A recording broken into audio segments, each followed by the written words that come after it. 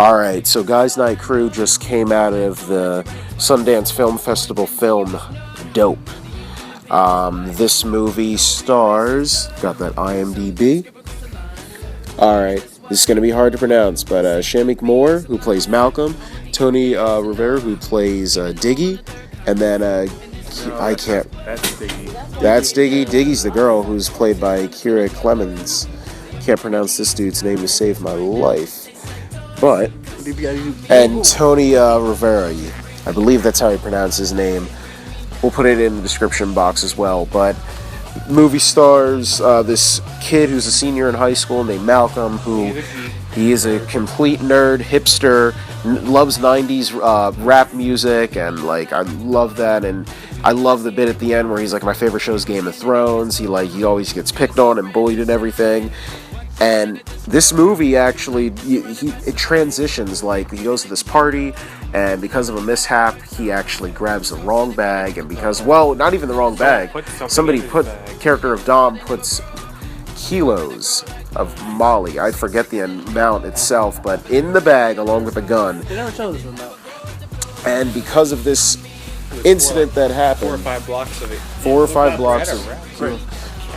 And because of this incident that's happened, he now has to sell this in order to get into Harvard. I have to say, Dope as a movie itself, I love the transition of characters, how you meet this kid Malcolm, how he's still himself, even though throughout the movie he periodically changes. And by the end of the movie, I think the one moment that made me go like, wow, you know, this movie actually has some resonance, is when the bully from the beginning comes at him, and he's like, oh, I'm going to get, because in the beginning he steals the Nikes, those Air Jordans, man.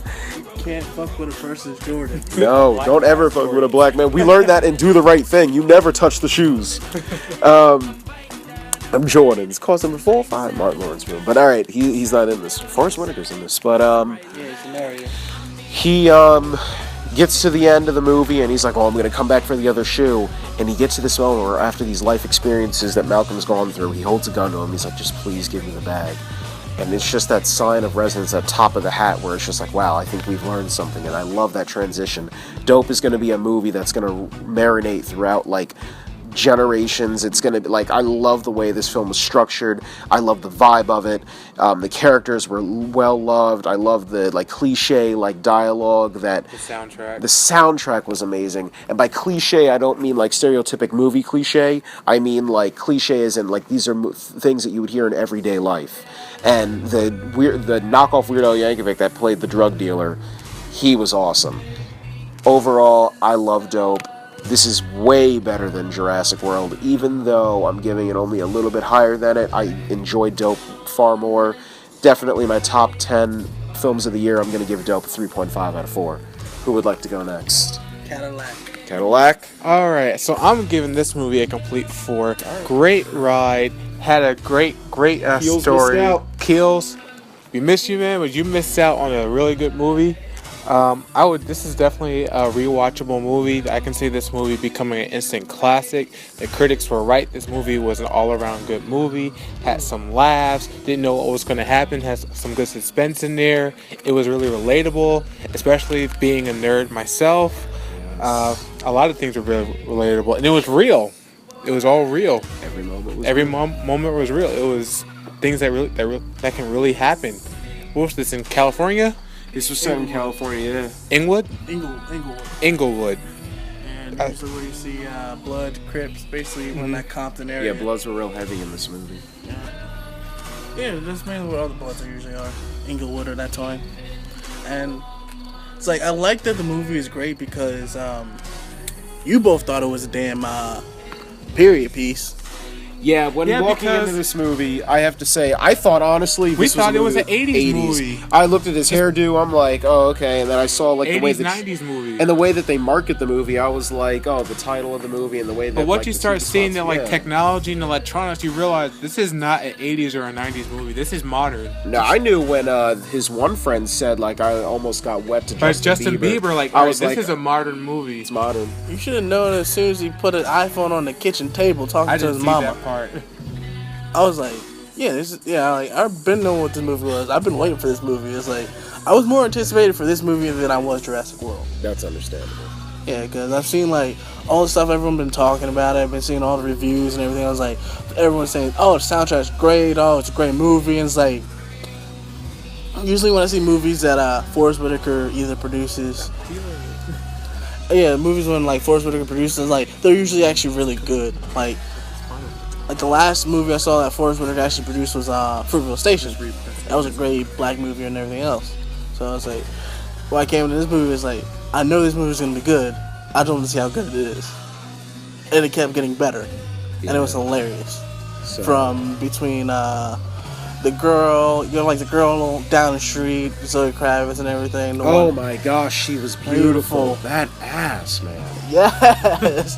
Yes. And the braids with the hair, I was just like, you knew she was. You know, second movie of the year, you get to love Zoe Kravitz. You got to love her first in Mad Max. Mad Max, and then she's back in this. I'm just like, please. And then we met Lily. Oh, me a dance. I was just like, please. Oh, we have to talk about the scene. So there's a scene where, and I love this, the way it was like choreographed and everything. So you think that like Malcolm is clearly like this virgin kid, so he's meeting this guy, he's thinking this is going to be the Warriors, where he gets rid of this the Molly, and he finds this attractive female named Lily, who turns out clearly a whore. Yeah, she was a whore. But you find out that, like, oh, you know, like, okay, how about Mary this? May I? That's the name of the game? Yeah, Mary May I. And it's, how about this? We should bring it to this century. She's a thought.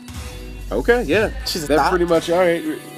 No more, I was about to say, if we want to keep it 80s, this was heavy. But, okay, Michael J. Fox. That's heavy, man. He was called McFly in the movie, too. He was called McFly, and they were talking with the DeLorean. I was just like, I know. And they know. Oh, and his dad left him the VH1 as VHS tape of Superfly as his only birthday gift, and the only time he ever remembers his dad. That's crazy. But, focusing back on track, so you think that he's about to get with this girl, he gets undressed and everything. Turns out that she was just using him for the Molly itself.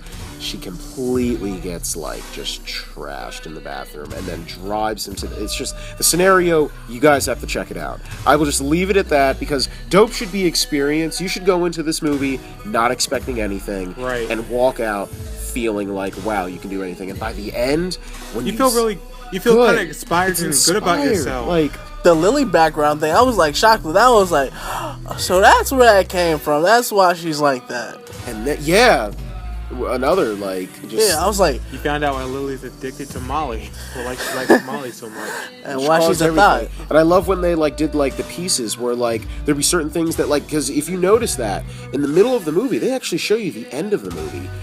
How he did the exchange and everything, and how he frames the man who's responsible for Malcolm trying to get into Harvard.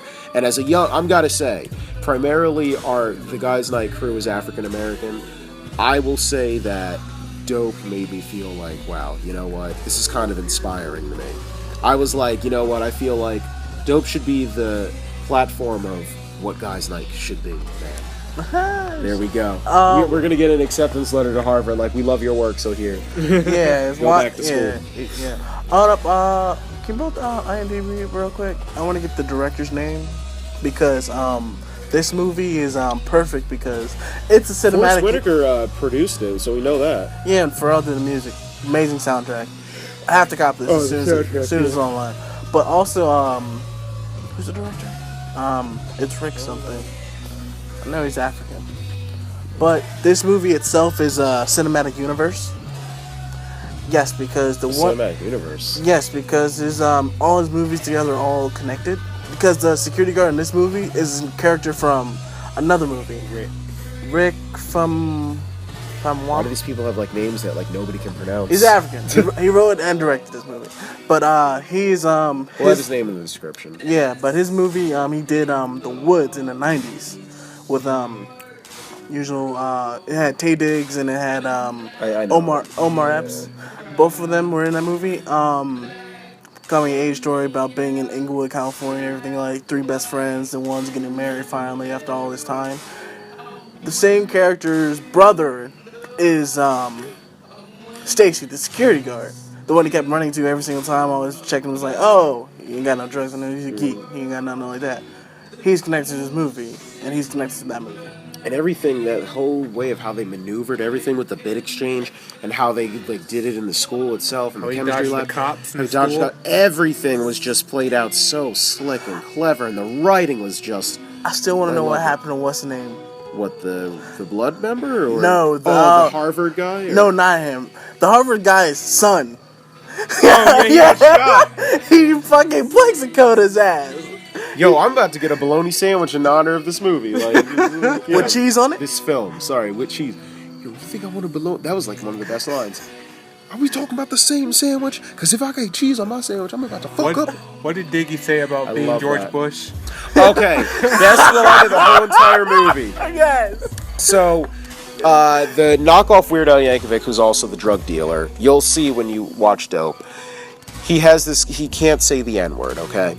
So, of the three members, he's like, why can't I say it? You know, like, he gets to say it and everything.